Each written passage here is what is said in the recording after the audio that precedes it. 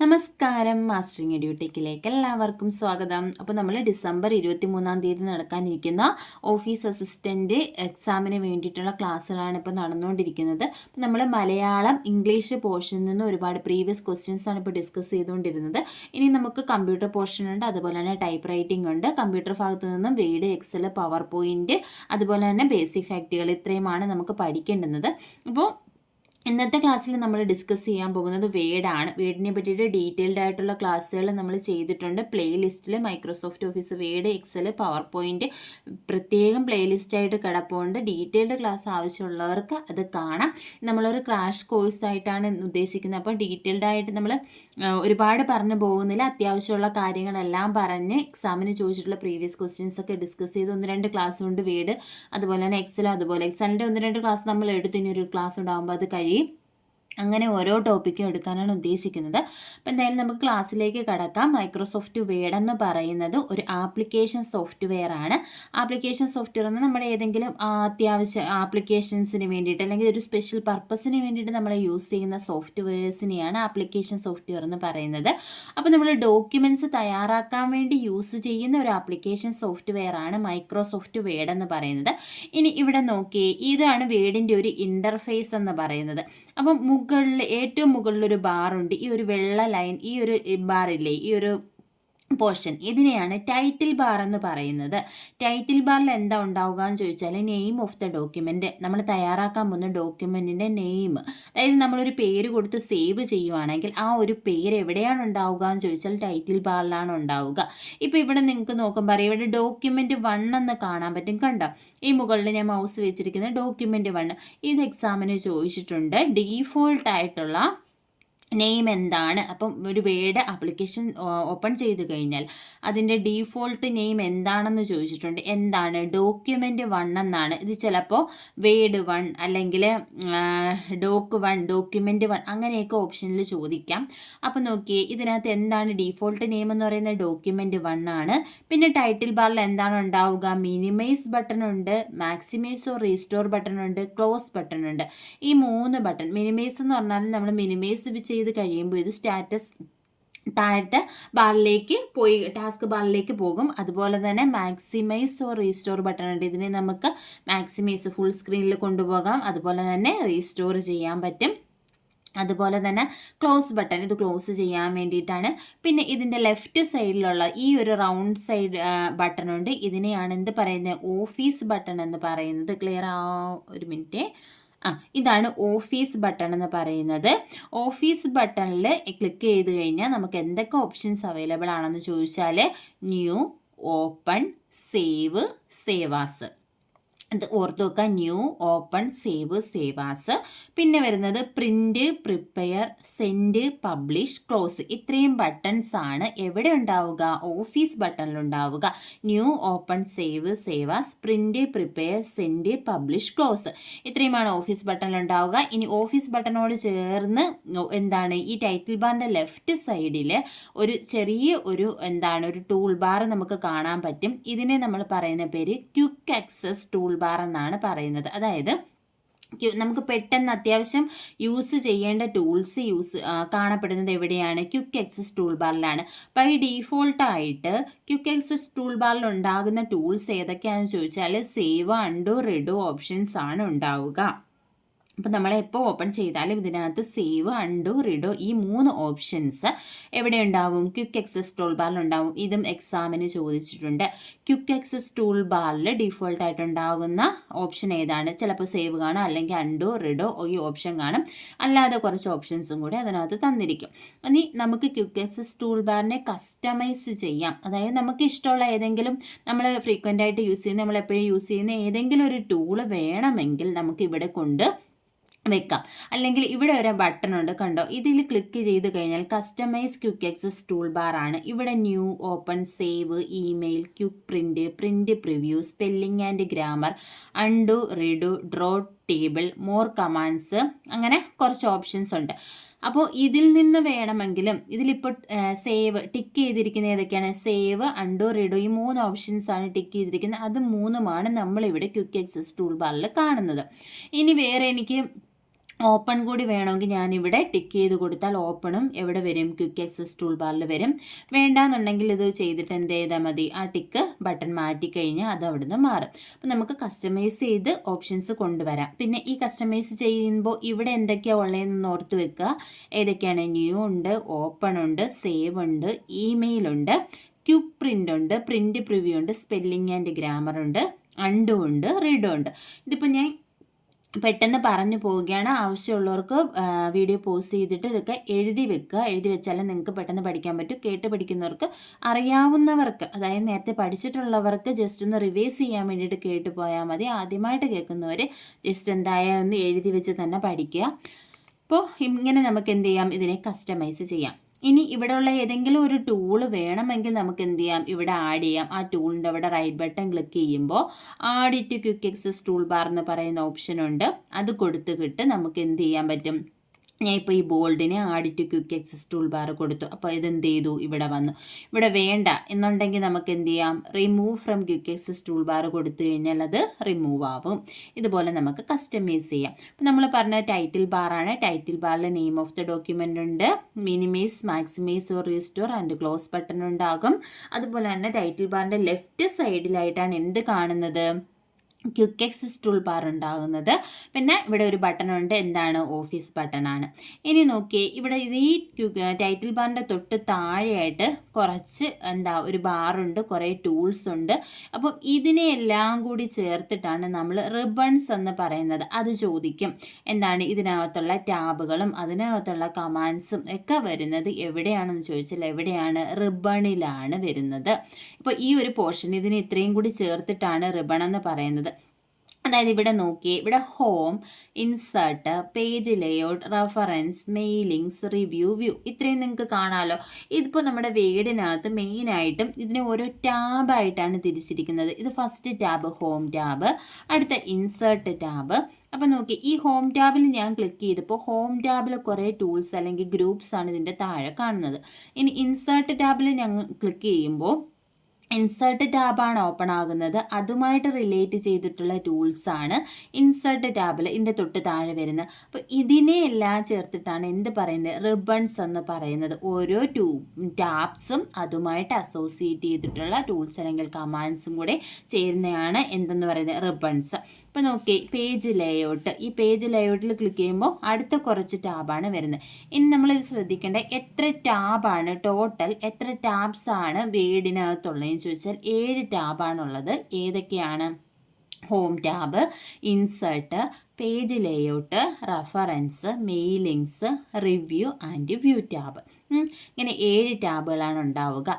ഇനി ഹോം ടാബിൽ നമ്മൾ ക്ലിക്ക് ചെയ്യുമ്പോൾ ഓരോ ഗ്രൂപ്പ്സ് ഉണ്ട്, കണ്ടോ, ഇവിടെ ഓരോ പോർഷനായിട്ടാണ് തിരിച്ചിരിക്കുന്നത്.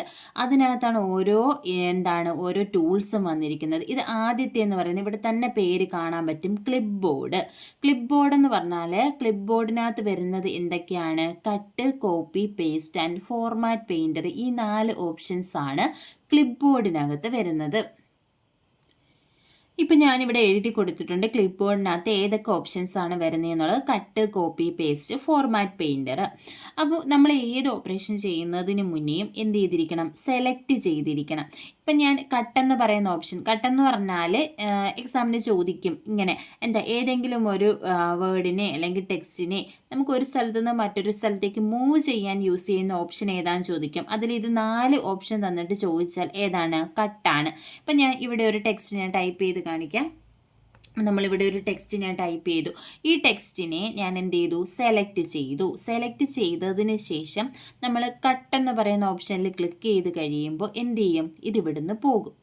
ഇവിടുന്ന് പോയിട്ട് ഇവിടെ നമ്മളിനി എവിടെയാണോ ഇതിനെ പേസ്റ്റ് ചെയ്യുന്നത് അവിടെ ആയിരിക്കും ഇതെന്ത് ചെയ്യുന്നത്, പേസ്റ്റ് ആകുന്നത്. ഇപ്പം ഞാൻ ഇവിടെ വെച്ചിട്ട് വീണ്ടും ഞാൻ എൻ്റർ അടിക്കുകയാണ്. എൻ്റർ അടിച്ചിട്ട് ഇപ്പം നമ്മൾ പേസ്റ്റ് കൊടുത്തു കഴിയുമ്പം കണ്ടോ അവിടെ എന്തായി, അത് പേസ്റ്റ്. അപ്പം ആദ്യത്തെ പൊസിഷനിൽ നിന്ന് പോയിട്ട് അടുത്ത പൊസിഷനിൽ അത് പേസ്റ്റ് ആവുകയാണ് ചെയ്തത്. അപ്പോൾ ഇതിനെ നമുക്ക് വീണ്ടും വേണമെങ്കിൽ എന്ത് ചെയ്യാം, പേസ്റ്റ് ചെയ്യാം. കണ്ടോ, അപ്പം ഒരു സ്ഥലത്ത് നിന്ന് മറ്റൊരു സ്ഥലത്തേക്ക് മൂവ് ചെയ്യാൻ വേണ്ടിയിട്ടാണ് ഏത് യൂസ് ചെയ്യുന്നത്, cut and paste option use ചെയ്യുന്നത്.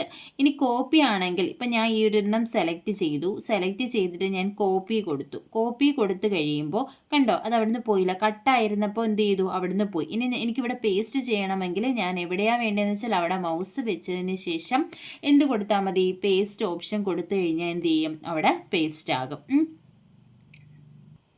ഇപ്പോൾ ഇതിവിടെ പേസ്റ്റ് ആയിട്ടുണ്ട്. അപ്പം കട്ടെന്ന് പറഞ്ഞാൽ ഒരു സ്ഥലത്ത് നിന്ന് മറ്റൊരു സ്ഥലത്തേക്ക് മൂവ് ചെയ്യാനും, അതുപോലെ തന്നെ കോപ്പി എന്ന് പറഞ്ഞാൽ ഒറിജിനൽ പൊസിഷനിലും കാണും, അതുപോലെ തന്നെ പേസ്റ്റ് ചെയ്യുന്ന പൊസിഷനിലും കാണും. ഇനി കട്ടിൻ്റെ ഷോർട്ട് കട്ട് കീ എന്ന് പറയുന്നത്, ഷോർട്ട് കട്ട് കീസ് നമ്മൾ പഠിക്കണം. കട്ടിൻ്റെ ഷോർട്ട് കട്ട് കീ എന്ന് പറയുന്നത് Ctrl+X ആണ് കട്ടിൻ്റെ ഷോർട്ട് കട്ട് കീ. കോപ്പി ആണെങ്കിൽ Ctrl+C ആണ്, പേസ്റ്റ് ആണെങ്കിൽ Ctrl+V ആണ്. ഇനി പേസ്റ്റ് നമ്മളിപ്പോൾ ഇവിടെ കാണിച്ചല്ലോ, കട്ട് കോപ്പി പേസ്റ്റ് പറഞ്ഞു. ഫോർമാറ്റ് പെയിൻറ്റർ എന്ന് പറഞ്ഞാൽ നമ്മളൊരു ടെക്സ്റ്റിന് എന്തെങ്കിലും ഫോർമാറ്റിംഗ് കൊടുത്തിട്ടുണ്ടെങ്കിൽ അതിനെ കോപ്പി ചെയ്ത് പേസ്റ്റ് ചെയ്യാനാണ് ഫോർമാറ്റ് പെയിൻറ്റർ യൂസ് ചെയ്യുന്നത്. ഫോർമാറ്റിംഗ് എന്ന് പറഞ്ഞാൽ നമ്മളിപ്പോൾ എന്താണ് അതിന് കളർ കൊടുക്കുക, അങ്ങനെ എന്തെങ്കിലും ചേഞ്ചസ് ഫോർമാറ്റിംഗ് നമ്മളിനി പഠിക്കും. ചേഞ്ചസ് വരുത്തുന്നതിനെയാണ് എന്ത് പറയുന്നത്, ഫോർമാറ്റ് പെയിൻറ്റർ എന്ന് പറയുന്നത്. ജസ്റ്റ് ഞാൻ എക്സാമ്പിൾ കാണിച്ചു തരാം. ഞാൻ ഈ ഒരു ടെക്സ്റ്റ് സെലക്ട് ചെയ്തു, അതിന് ഞാനൊരു കളർ കൊടുത്തു. ഏത് കളറാണ് ഇപ്പോൾ കൊടുത്തിരിക്കുന്നത്, നമ്മൾ റെഡ് കളർ കൊടുത്തു. ഒരു മിനിറ്റ്,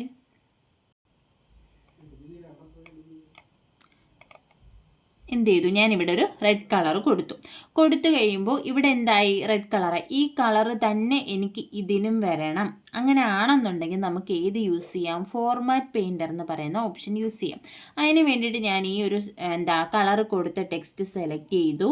നമ്മുടെ ക്ലിപ്പ് ബോർഡിനകത്തുള്ള ഫോർമാറ്റ് പെയിൻറ്ററിൽ ക്ലിക്ക് ചെയ്ത് കഴിയുമ്പോൾ കണ്ടോ നമ്മുടെ മൗസിൻ്റെ കഴ്സർ ഒരു ബ്രഷ് ഷേപ്പിലായ കണ്ടോ. അപ്പോൾ അതിനെ ഞാൻ എന്ത് ചെയ്തു, ഈ ബ്രഷ് വെച്ചിട്ട് ഇനി ഏതിനാണോ നമുക്ക് ഇത് അപ്ലൈ ചെയ്യേണ്ടുന്നത്, ഈ കളർ അപ്ലൈ ചെയ്യേണ്ടുന്നത്, ആ ടെക്സ്റ്റ് സെലക്ട് ചെയ്യുക. ഞാൻ ഈ ഒരു ടെക്സ്റ്റ് സെലക്ട് ചെയ്തു. അപ്പോൾ എന്ത് ചെയ്തു, ഇതിനും ആ കളറായി. ഇപ്പം ഈ ഫോർമാറ്റ് പെയിൻറ്ററിൽ നമ്മൾ എന്ത് ചെയ്തു, ആദ്യമേ ടെക്സ്റ്റ് സെലക്ട് ചെയ്തു, ഒരു വട്ടമാണ് ക്ലിക്ക് ചെയ്തത്. അപ്പോൾ ഇതെന്ത് ചെയ്തു, ഒരു വട്ടം മാത്രമേ നമുക്ക് പേസ്റ്റ് ചെയ്യാൻ പറ്റത്തുള്ളൂ. ഇതും എക്സാമിന് ചോദിച്ചിട്ടുണ്ട്. ഫോർമാറ്റ് പെയിൻറ്റർ ഒന്നിലധികം തവണ നമുക്ക് യൂസ് ചെയ്യണമെങ്കിൽ എന്ത് ചെയ്യണം, ഫോർമാറ്റ് പെയിൻറ്റർ ഓപ്ഷനിൽ ഡബിൾ ക്ലിക്ക് ചെയ്യണം. കാണിച്ചു തരാം. ഈ ഒരു ടെക്സ്റ്റ് ഞാൻ സെലക്ട് ചെയ്തിട്ട് ഈ ഫോർമാറ്റ് പെയിൻറ്റർ ഓപ്ഷനിൽ ഡബിൾ ക്ലിക്ക് ചെയ്ത് കഴിയുമ്പോൾ ഇത് ബ്രഷ് കണക്കായില്ലേ. അപ്പം ഇതിന് ഞാൻ സെലക്ട് ചെയ്ത് കഴിയുമ്പോൾ എന്താ ആ ബ്രഷ് ഷേപ്പ് മാറിയിട്ടില്ല. നമുക്കിനി ഏതിന് വേണമെങ്കിലും അപ്ലൈ ചെയ്യാം. ഞാൻ ഇത് സെലക്ട് ചെയ്തു, ഇതിന് അപ്ലൈ ചെയ്യാം, ഇത് സെലക്ട് ചെയ്തു, ഇതിന് അപ്ലൈ ചെയ്യാം, ഇത് സെലക്ട് ചെയ്തു, ഇതിന് അപ്ലൈ ചെയ്യാം. അങ്ങനെ ഏതിന് വേണമെങ്കിലും നമുക്ക് അപ്ലൈ ചെയ്യാം. അപ്പോൾ ഫോർമാറ്റ് പെയിൻറ്റർ ഒന്നിലധികം തവണ അപ്ലൈ ചെയ്യണമെങ്കിൽ നമ്മൾ എന്ത് ചെയ്യണം, ഡബിൾ ക്ലിക്ക് ചെയ്യണം. ആദ്യം ഒരു വട്ടം മാത്രമേ ഫോർമാറ്റ് പെയിൻറ്ററിൽ ക്ലിക്ക് ചെയ്തുള്ളൂ. അപ്പോൾ ഒരു വട്ടം മാത്രമേ നമുക്ക് അപ്ലൈ ചെയ്യാൻ പറ്റുള്ളൂ. പക്ഷേ ഞാൻ രണ്ട് വട്ടം ക്ലിക്ക് ചെയ്തപ്പോൾ എന്ത് ചെയ്തു, എനിക്ക് ഒന്നിലധികം തവണ ഇത് അപ്ലൈ ചെയ്യാൻ പറ്റി. ഇതും പ്രീവിയസ് ആയിട്ട് ചോദിച്ചിട്ടുള്ള ക്വസ്റ്റ്യൻസ് ആണ്. ഇനി ഫോർമാറ്റ് പെയിൻറ്ററിൻ്റെ ഷോർട്ട് കട്ട് കീ ചോദിച്ചാൽ, ഫോർമാറ്റ് പെയിൻറ്ററിന് 2 ഷോർട്ട് കട്ട് കീ ഉണ്ട്. അതായത് ഫോർമാറ്റ് പെയിൻറ്റർ ആണെങ്കിൽ നമ്മൾ ആദ്യമേ കോപ്പി ചെയ്യണം, പിന്നീട് അത് അപ്ലൈ ചെയ്യാൻ പേസ്റ്റ് ചെയ്യണം. അപ്പോൾ കോപ്പിയുടെ ഷോർട്ട് കട്ട് കീ നമ്മൾ പഠിച്ചു, എന്താണ്, Ctrl+C ആണ്. പേസ്റ്റിൻ്റെ ഷോർട്ട് കട്ട് കീ എന്ന് പറയുന്നത് Ctrl+V ആണ്. ഇതിനോട് ഷിഫ്റ്റ് കൂടി ആഡ് ചെയ്ത് കഴിഞ്ഞാൽ നമുക്ക് ഫോർമാറ്റ് പെയിൻറ്റർ കിട്ടും. അതായത് ഫോർമാറ്റ് പെയിൻറ്റർ കോപ്പി അതായത് ഞാൻ Ctrl+Shift+C യൂസ് ചെയ്യണം. അപ്പം ഞാനിത് സെലക്ട് ചെയ്തിട്ട് Ctrl+Shift+C കൊടുത്തു കഴിഞ്ഞാൽ എന്ത് ചെയ്യും, ഫോർമാറ്റ് പെയിൻറ്റർ കോപ്പിയാകും. ഇനി നമുക്ക് പേസ്റ്റ് ചെയ്യണമെങ്കിൽ എവിടെയാണോ പേസ്റ്റ് ചെയ്യേണ്ടത് അത് സെലക്ട് ചെയ്യുക, Ctrl+Shift+V കൊടുക്കുക. കണ്ടോ, ഞാൻ Ctrl+Shift+V യൂസ് ചെയ്തപ്പോൾ ഇവിടെ നമ്മൾ കോപ്പി ചെയ്ത ഫോർമാറ്റ് പെയിൻറ്റർ ഇവിടെ അപ്ലൈ ആയി. അപ്പോൾ അതാണ് ഫോർമാറ്റ് പെയിൻറ്ററിൻ്റെ ഷോർട്ട് കട്ട് കീസ് എന്ന് പറയുന്നത്. അപ്പോൾ ഷോർട്ട് കട്ട് കീസ് ഇമ്പോർട്ടൻ്റ് ആണ്, പഠിച്ച് തന്നെ പോകണം. ഇനി നമുക്ക് പഠിക്കാനുള്ളത് ഈ ഫോണ്ട് ഗ്രൂപ്പാണ്. അപ്പോൾ ഫോണ്ട് ഗ്രൂപ്പിനകത്ത് എന്തൊക്കെ വരുമെന്ന് ചോദിച്ചാൽ ഇവിടെ നമുക്ക് എന്തൊക്കെയുണ്ട്, ഇവിടെ നമുക്ക് ഇവിടെ ക്ലിക്ക് ചെയ്ത് കഴിഞ്ഞാൽ ഈ ഒരു ഡയലോഗ് ബോക്സ് ലോഞ്ചറിൽ ക്ലിക്ക് ചെയ്ത് കഴിഞ്ഞാൽ, അതായത് ഇവിടെ ഒരു ആരോ ഉണ്ടല്ലോ, ഇതിൽ ക്ലിക്ക് ചെയ്യുമ്പോൾ നമുക്ക് ഇതാണ് ഡയലോഗ് ബോക്സ് ലോഞ്ചർ. ഇപ്പോൾ ഫോണ്ടിൻ്റെ ഡയലോഗ് ബോക്സ് ആണ് നമുക്കിവിടെ കിട്ടുന്നത്. ഫോണ്ടിനകത്തുള്ള ഓപ്ഷൻസ് എല്ലാം നമുക്ക് ഇവിടുന്ന് കിട്ടും. ഇപ്പം നോക്കി, ഈ ഫോണ്ട് ഗ്രൂപ്പിനകത്ത് ഏതൊക്കെ വരുന്നുണ്ടെന്ന് ചോദിച്ചാൽ ഇതുണ്ടോ ഫോണ്ട് എന്ന് പറഞ്ഞാൽ ഫോണ്ടിൻ്റെ shortcut key control plus shift plus F ആണ്. ഇപ്പോൾ control plus shift plus F key നമ്മൾ ക്ലിക്ക് ചെയ്ത് കഴിഞ്ഞാൽ നമുക്ക് എന്താ കിട്ടുന്നത്? ഫോണ്ട് ഡയലോഗ് ബോക്സ് ആണ് കിട്ടുന്നത്. കണ്ടോ, ഇവിടെ ഫോണ്ട് ഉണ്ട്. ഇവിടെ ഫോണ്ട് എന്ന് പറയുന്ന ഓപ്ഷനാണ് ഇവിടെ സെലക്ട് ആയിട്ടുള്ളത്. അതിനകത്തുള്ള ഓപ്ഷൻസ് ഒക്കെ നമുക്ക് കിട്ടും. ഫോണ്ടിൻ്റെ shortcut key control plus shift plus F ആണ്. ഇനി ഇവിടുന്ന് നമുക്ക് ഫോണ്ട് ചേഞ്ച് ചെയ്യാം. കണ്ടോ, പല രീതിയിലുള്ള ഫോണ്ട് ഉണ്ട്. ഈ ഫോണ്ട് നമുക്ക് ചേഞ്ച് ചെയ്യാൻ പറ്റും. ഇനി അടുത്ത ഫോണ്ട് സൈസാണ്. ഫോണ്ട് സൈസിൻ്റെ ഷോർട്ട് കട്ട് കീ എന്ന് പറയുന്നത് control plus shift plus P ആണ്. കൺട്രോളും ഷിഫ്റ്റും പിയും കൂടി ക്ലിക്ക് ചെയ്ത് കഴിഞ്ഞാൽ ഇപ്പം നോക്കിയേ, ഇപ്പോഴും നമുക്ക് എന്താ വന്നത്? ഈ ഫോണ്ട് ഡയലോഗ് ബോക്സ് തന്നെയാണ് വന്നിരിക്കുന്നത്. പക്ഷേ ഇവിടെ സെലക്ട് ആയിരിക്കുന്നത് എന്താണ്? സൈസ്. കണ്ടോ, ഇവിടെ സൈസ് സെലക്ട് ആയിട്ടുണ്ട്. അപ്പം ഇതിനകത്ത് ഹൈലൈറ്റ് ചെയ്ത് വരുന്നത് നമ്മൾ ഏത് ഷോർട്ട് കട്ട് കീ ആണോ കൊടുക്കുന്നത് ആ ഷോർട്ട് കട്ട് കീ ആയിരിക്കും ഹൈലൈറ്റ് ചെയ്ത് വരുന്നത്. അതാണ് ഇതിൻ്റെ ഡിഫറൻസ്. അപ്പോൾ ഫോണ്ട് സൈസിൻ്റെ ഷോർട്ട് കട്ട് കീ എന്ന് പറയുന്നത് control plus shift plus P ആണ്. പിന്നെ ഇവിടെ ആരോ യൂസ് ചെയ്തിട്ട് നമുക്ക് ഫോണ്ട് സൈസ് ചേഞ്ച് ചെയ്യാം. ഇത് ചോദിച്ചിട്ടുണ്ട് എക്സാമിന്. ഇതിനകത്തുള്ള സൈസ് എവിടെ മുതൽ എവിടെ വരെയാണെന്നുള്ളത്. ഇതിനകത്ത് എന്താ 8 മുതൽ 72 വരെയാണ് സൈസ് നമുക്ക് ചേഞ്ച് ചെയ്യാൻ പറ്റുന്നത്. മിനിമം സൈസ് എന്ന് പറയുന്നത് 8ഉം മാക്സിമം സൈസ് എന്ന് പറയുന്നത് 72ഉമാണ്. ഇപ്പം നമുക്കിത് സെലക്ട് ചെയ്തിട്ട് മാക്സിമം എത്ര വരെ നമുക്ക് കൂട്ടാൻ പറ്റും? 72 വരെ മാക്സിമം നമുക്ക് കൂട്ടാൻ പറ്റും. കണ്ടോ, ഇത് മാക്സിമം കിടക്കുന്നത് 72 ആണ്. ഇതും എക്സാമിന് ചോദിച്ചിട്ടുണ്ട്. പിന്നെ ഉള്ള ഓപ്ഷൻ എന്ന് പറയുന്നത് ഇത് ഗ്രോ ഫോണ്ട് ആണ്. കൺട്രോൾ പ്ലസ് ഗ്രേറ്റർ ദാൻ ആണ് ഗ്രോ ഫോണ്ടിൻ്റെ ഷോർട്ട് കട്ട് കീ എന്ന് പറയുന്നത്. അപ്പോൾ കൺട്രോൾ കീയും അതുപോലെ തന്നെ ഗ്രേറ്റർ ദാൻ കീയും കൂടി കൊടുത്തു കഴിഞ്ഞാൽ കണ്ടോ, ഇതുപോലെ നമുക്ക് ഇൻക്രീസ് ചെയ്യാം. ഇൻക്രീസ് ചെയ്യുമ്പോൾ ഇവിടെ നോക്കി, ഇവിടെ ഫോണ്ട് സൈസ് കൂടുന്നത് കണ്ടോ. ഈ 72 കഴിഞ്ഞിട്ടും ഫോണ്ട് സൈസ് ഇവിടെ കൂടിയിട്ടുണ്ട്. ഏത് കൊടുത്തപ്പോൾ? ഗ്രോ ഫോണ്ട് കൊടുത്തപ്പോൾ.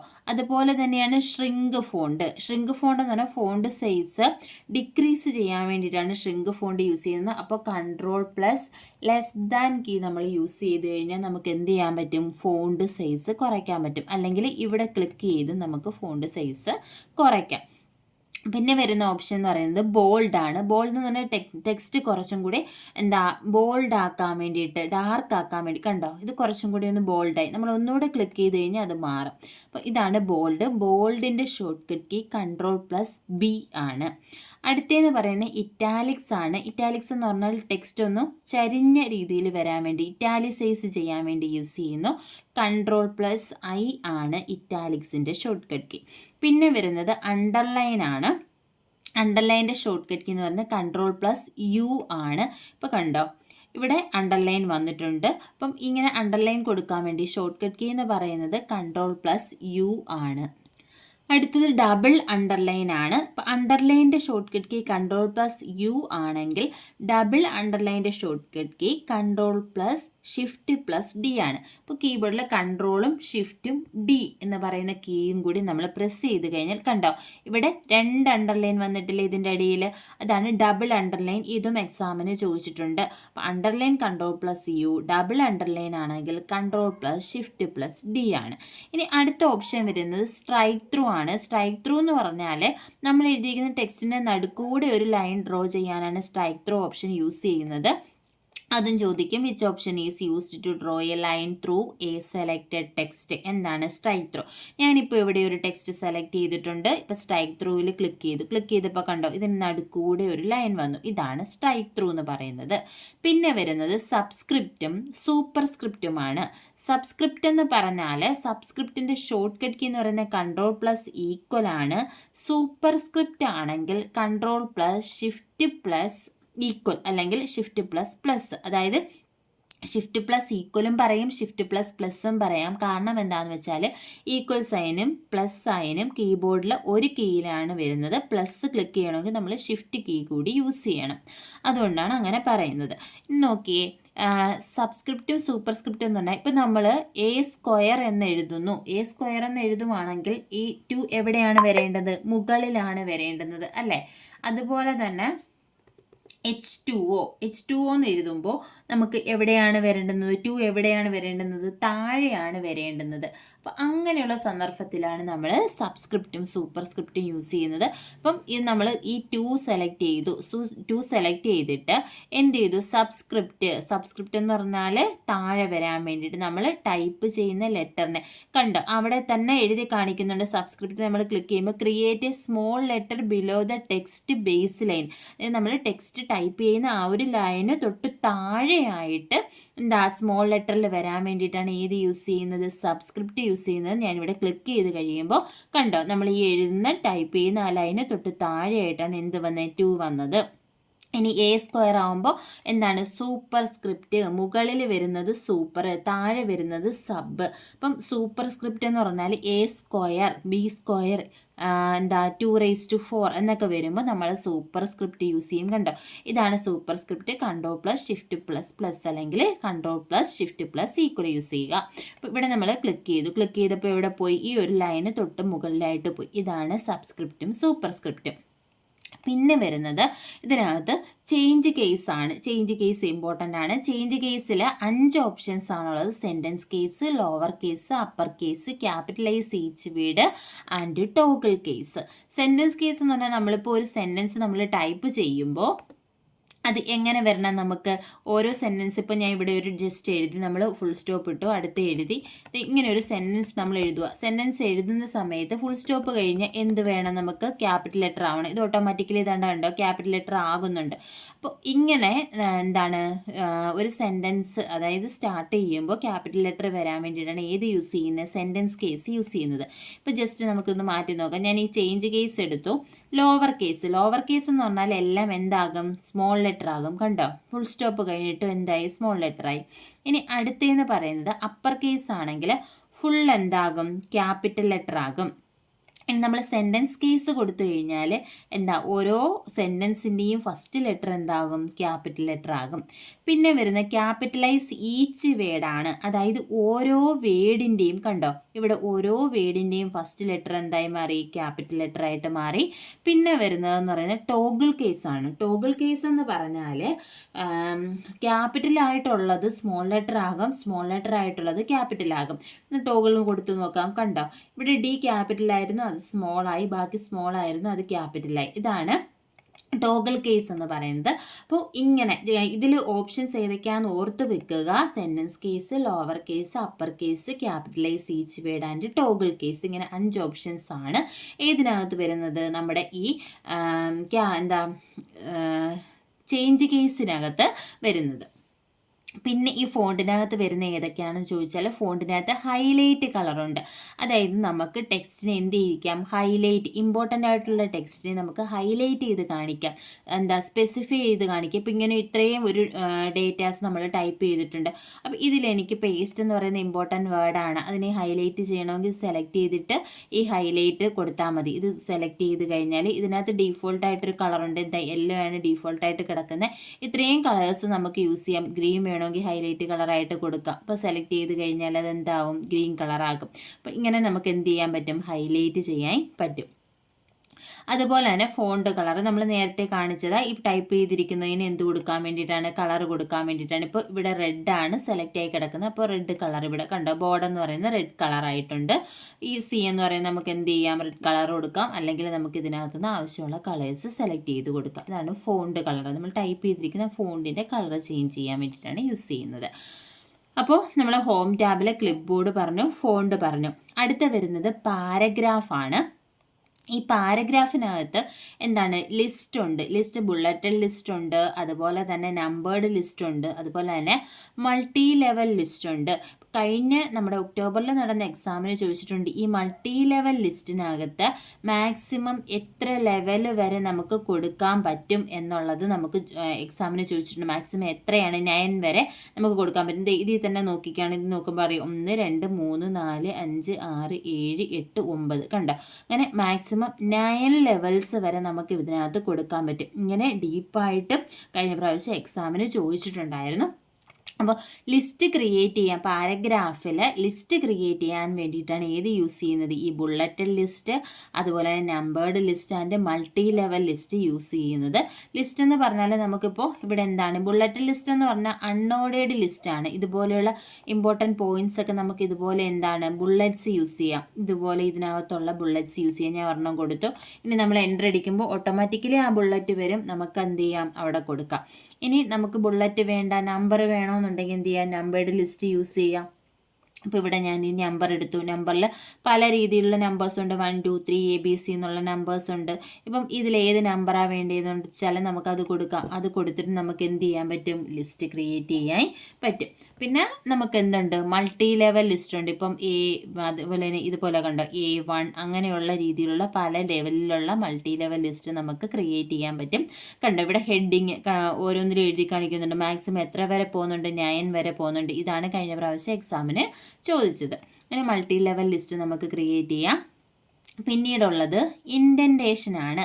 ഇൻഡൻറ്റേഷൻ എന്ന് പറഞ്ഞാൽ രണ്ടെണ്ണം ഉണ്ട്. ഇൻക്രീസ് ഇൻഡൻറ്റും ഉണ്ട്, ഡിക്രീസ് ഇൻഡൻറ്റും ഉണ്ട്. ഇൻക്രീസ് ഇൻഡൻറ്റ് എന്ന് പറഞ്ഞാൽ നമ്മൾ നമ്മുടെ ലെഫ്റ്റ് മാർജിനിൽ നിന്നും റൈറ്റ് സൈഡിലേക്ക് എത്ര ഇൻഡൻറ്റ് ചെയ്ത് ടെക്സ്റ്റ് വരണം എന്നുള്ളതാണ് ഇൻക്രീസ് ഇൻഡൻറ്റ്. അപ്പോൾ ഞാൻ ഇൻക്രീസ് ഇൻഡൻറ്റ് ഈ ഒരു പാരഗ്രാഫിൻ്റെ ഇവിടെ ഞാൻ നമ്മുടെ കഴ്സർ വെച്ചിട്ടുണ്ട്.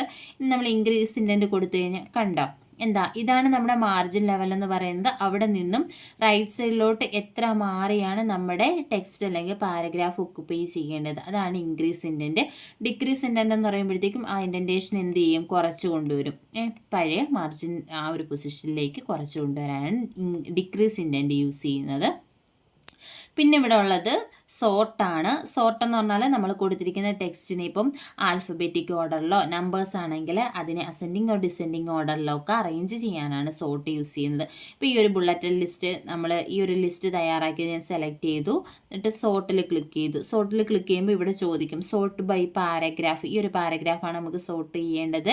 ഇവിടെ ടൈപ്പ് ചോദിക്കും. ഏതൊക്കെയാണ് സോർട്ട് ടൈപ്പിൽ വരുന്നത്, ടെക്സ്റ്റ് ഉണ്ട്, നമ്പർ ഉണ്ട്, ഡേറ്റ് ഉണ്ട്.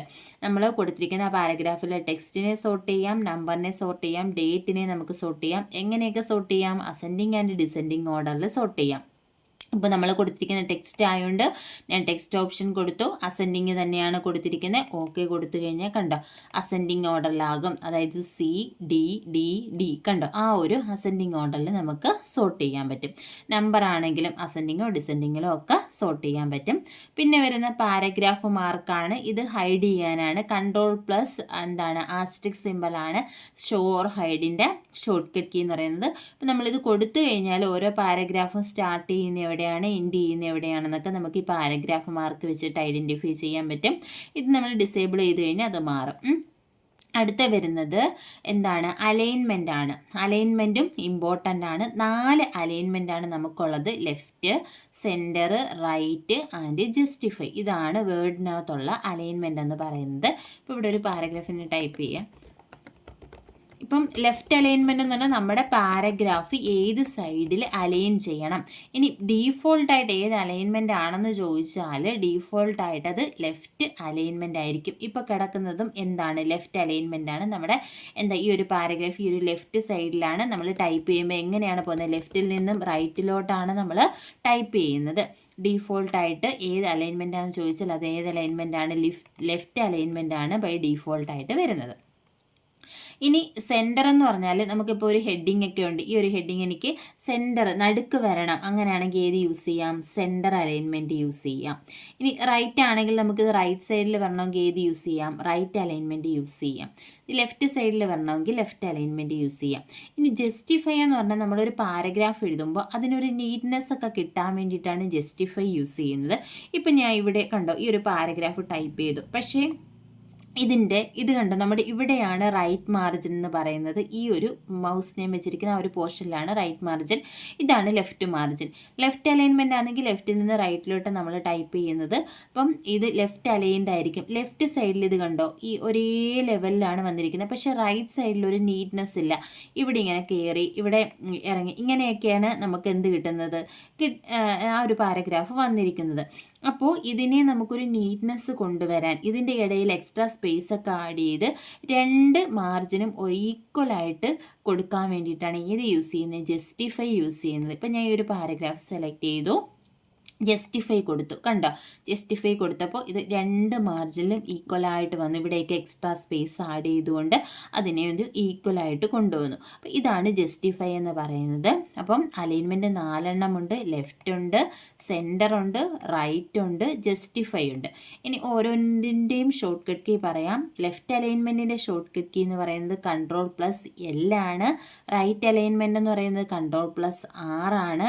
സെൻറ്റർ അലൈൻമെൻറ്റ് എന്ന് പറയുന്നത് Ctrl+E ആണ്. ജസ്റ്റിഫൈ അലൈൻമെൻറ്റ് Ctrl+J ആണ്. പിന്നെ ഈ പാരഗ്രാഫ് ഗ്രൂപ്പിൽ നമുക്ക് വരുന്നത് ലൈൻ സ്പേസിംഗ് ആണ്. അതായത് ഈ ലൈൻസിൻ്റെ ഇടയിലുള്ള സ്പേസ് നമുക്ക് അഡ്ജസ്റ്റ് ചെയ്യാം. അപ്പോൾ ഈ ഒരു പാരഗ്രാഫ് സെലക്ട് ചെയ്യുക. സെലക്ട് ചെയ്തതിന് ശേഷം ഇവിടെ ക്ലിക്ക് ചെയ്ത് കഴിഞ്ഞാൽ കണ്ടോ 1.0, 1.15, 1.5, 2.0, 2.53 ഇങ്ങനെ പല ലൈൻ സ്പേസിംഗ് ഓപ്ഷൻസ് ഉണ്ട്. ഡീഫോൾട്ടായിട്ട് ഏത് ലൈൻ സ്പേസ് ആണെന്ന് ചോദിച്ചാൽ ഡീഫോൾട്ടായിട്ട് 1.15 ആണ് ഡീഫോൾട്ടായിട്ടുള്ള ലൈൻ സ്പേസിംഗ് ഓപ്ഷൻ. കണ്ടോ ലൈൻ സ്പേസിംഗ് ഇവിടെ 1.15 കൊടുത്തപ്പോഴത്തേക്കും ഇവിടെ വന്ന ചേഞ്ചസ് നമുക്ക് കാണാൻ പറ്റും. കണ്ടോ 1 കൊടുത്തു, നമ്മൾ 3 കൊടുത്തു കഴിഞ്ഞാൽ കണ്ടോ അത്രത്തോളം എന്ത് ചെയ്യുന്നുണ്ട്, സ്പേസ് ഇവിടെ വരുന്നുണ്ട്. അപ്പം ഇതാണ് ഇതിൻ്റെ ലൈൻ സ്പേസ്. നമുക്ക് എന്ത് ചെയ്ത് കൊടുക്കാം, അഡ്ജസ്റ്റ് ചെയ്ത് കൊടുക്കാം. പിന്നെ ഇത് വരുന്നത് പാരഗ്രാഫ് ആയതുകൊണ്ട് പാരഗ്രാഫിന് നമുക്ക് ബോർഡർ കൊടുക്കാം, അതുപോലെ തന്നെ ഷെയ്ഡിങ് കൊടുക്കാം. ഇത് ഷെയ്ഡിങ് ആണ്. ഇപ്പോൾ ഇവിടെ പല കളേഴ്സ് ഉണ്ട്. ഇപ്പോൾ ഒരു പാരഗ്രാഫ് ഹൈലൈറ്റ് ചെയ്ത് കാണിക്കണമെങ്കിൽ നമുക്ക് ഇതുപോലെയുള്ള ഷെയ്ഡിങ് കൊടുത്തിട്ട് ഹൈലൈറ്റ് ചെയ്യാം. അതുപോലെ തന്നെ പാരഗ്രാഫിന് നമുക്ക് എന്ത് കൊടുക്കാം, ബോർഡർ കൊടുക്കാൻ പറ്റും. ഇപ്പോൾ ഞാൻ ഔട്ട് സൈഡ് ബോർഡർ കൊടുത്തു, കണ്ടോ ഇതിന് ചുറ്റും ഒരു ബോർഡർ വന്നു. ഇനി നമുക്ക് ഇതിൽ പല ഓപ്ഷൻസ് ഉണ്ട്. ഇപ്പം നോ ബോർഡർ കൊടുത്തു കഴിഞ്ഞാൽ ബോർഡർ പോകും. ഇനി നമുക്ക് ബോട്ടം താഴെ മാത്രം ബോർഡർ മതിയെങ്കിൽ താഴെ മാത്രം കൊടുക്കാം. ഇതുപോലെ നമുക്ക് ബോർഡർ കൊടുത്ത് അറേഞ്ച് ചെയ്യാം. ഇത്രയുമാണ് പാരഗ്രാഫിൽ വരുന്നത്.